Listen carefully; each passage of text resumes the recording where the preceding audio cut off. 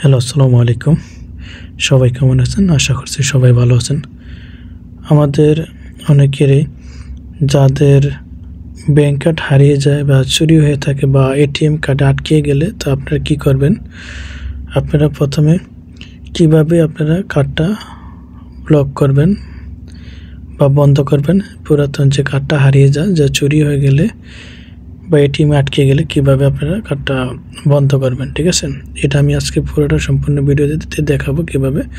তো এই জন্য আপনার পুরো ভিডিওটা সম্পূর্ণ দেখতে হবে। সম্পূর্ণ ভিডিও না দেখলে বুঝতে পারবেন না। তো আমি আমার আলট্রাজি অ্যাপ্লিকেশনে পাসওয়ার্ড দেবো।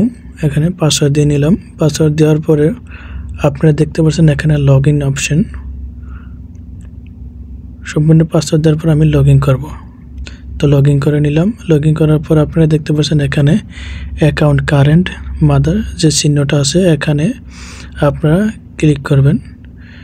মাদার যে চিহ্নটা আছে ভিউ ট্রানজ্যাকশন, এখানে আমি মাদা যে কার্ডটা এটা ক্লিক করলাম।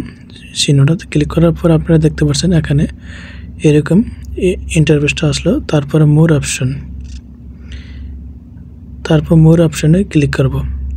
এরকম ইন্টারফেসটা আপনারা একটা যদি স্টেপ ভুল করেন তাহলে কিন্তু হবে না।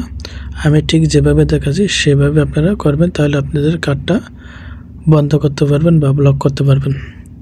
তারপরে দেখতে পাচ্ছেন লাস্ট অপশান যেটা লকের জায়গায় আপনি এখানে দেখতে পাচ্ছেন আমারটা অফ আছে। আপনারা যদি কার্ড হারিয়ে যায় বা চুরি হয়ে থাকে তাহলে এটা অন করে দিবেন। অন করে দিলে আপনার কার্ডটা লক হয়ে যাবে। আমি আবারও বলছি, যদি হারিয়ে যায় যা চুরি হয়ে থাকে তাহলে আপনারা এই জায়গায় লকের জায়গায় শুধু অন করে দিবেন। অন হলে তো গ্রিন আসবে, তাহলে আপনার কার্ডটা বন্ধ হয়ে যাবে। আসসালামু আলাইকুম।